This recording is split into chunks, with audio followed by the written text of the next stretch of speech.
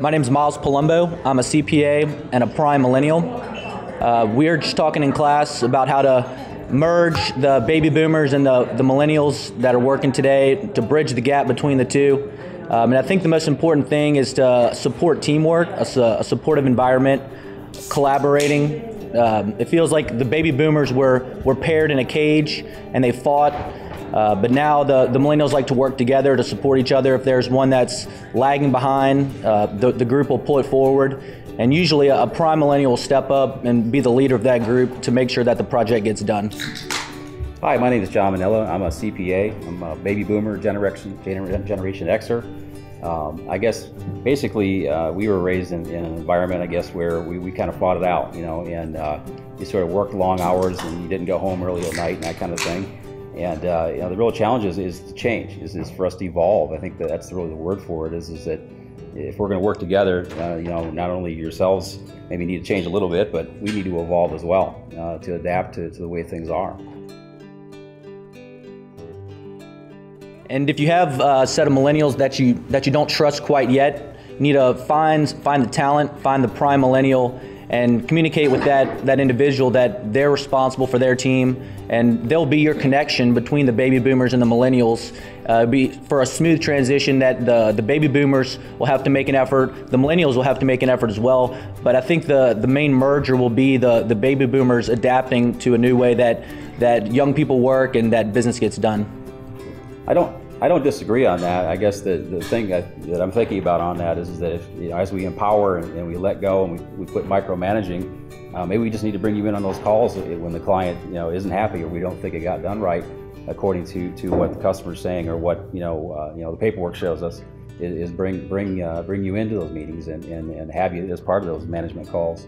And that way it's easier to accept the fact that we've let go, because maybe we don't have all the answers and we're not doing all the work, right? Right, and I think that's important. Millennials don't want to be micromanaged. They want to work as a team. They want to be given a deadline, and the prime millennial will make sure that the project's done on time, and they'll be held accountable for the results that are given in that project.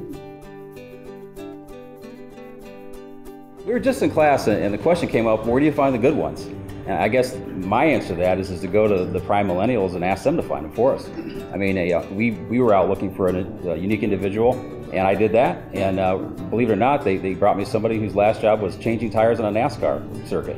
And how would I ever have chosen that person? I would never have done that.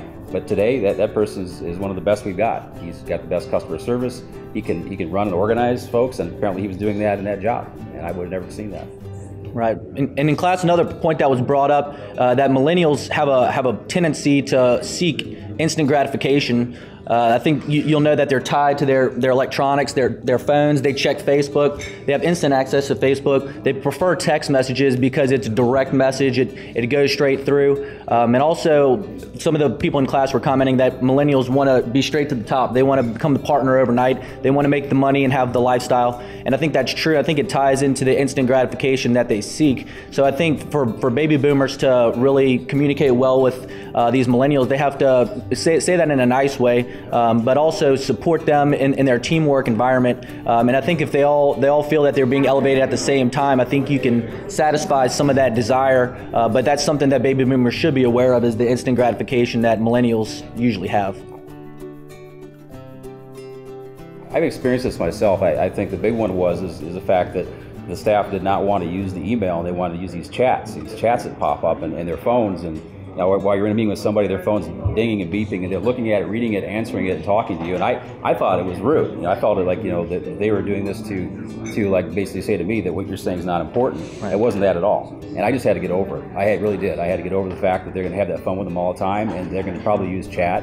And maybe I won't have a written history of everything that went on because I don't have copies of emails, but they do get the job done that way. And it's just part of me evolving to adapt to that environment. And I think a skill set that millennials have, some may not consider it a skill set, but multitasking. If I'm on a conference call and I'm also viewing an Excel spreadsheet and I'm texting at the same time, I don't do it to be disrespectful. I'm trying to keep everybody on the same page. I'm trying to be engaged on the phone call, but I'm also trying to communicate to somebody else on the side. If I got 2 or 3 projects that I'm managing at one time, I want to give everybody instant feedback, instant gratification. If somebody has a question that's holding up a project, I want to answer that. I want to get it cleared up so they can keep moving on. I don't want to be a stumbling block. I want to be a resource. I guess on that note too is another thing that that's come up for me is schedules.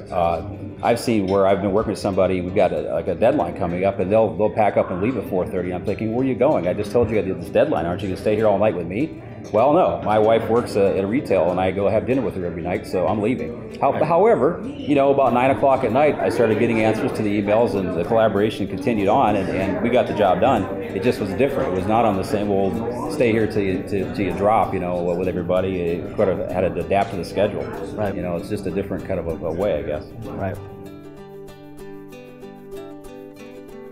I guess the bottom line is that we're trying to get to the point where how do we trust and how do we see this thing go to a point where these folks achieve and climb to the top, become the president. And if we let go, if we have the right person as prime and they run the group the way they want to run it, they work the hours they want to work, they're going to find their own way to the top. They're going to find their way to success.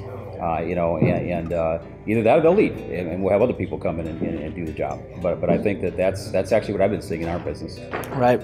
And when I think about it, it reminds me of a similar situation that a mother might be dropping her child off at kindergarten for the first time. It's very different than the way she's done it in the past. She's always had oversight over him or her, control and knowing what they're always doing. But when you drop them off at kindergarten, you put them in the classroom, and then it's the teacher's responsibility, and they have to put the effort forward to learn. You won't have that autonomy over them anymore, and then that's when they really start to thrive and grow. I think it's similar to the millennials. You put them in the desk, you give them the resources they need, and then you tell them this is when it needs to be done, and it's your responsibility to get it done on time.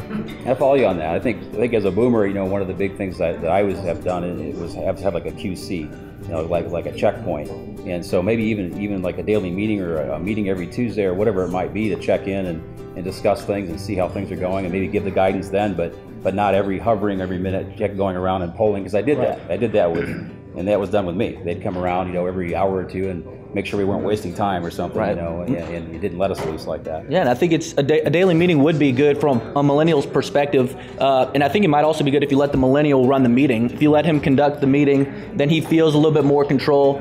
He works on his presenting skills and give you an update on the project, and he can even have his sub-millennials in there, so the prime's running the meeting, but everybody feels like a part of the team. And I think the more time that staff spend time with the executives, they feel important. They feel like their work's being seen and they're contributing to the overall success of the firm. And so I think the daily meeting would be a good idea, and it has a lot of benefits that would come with that.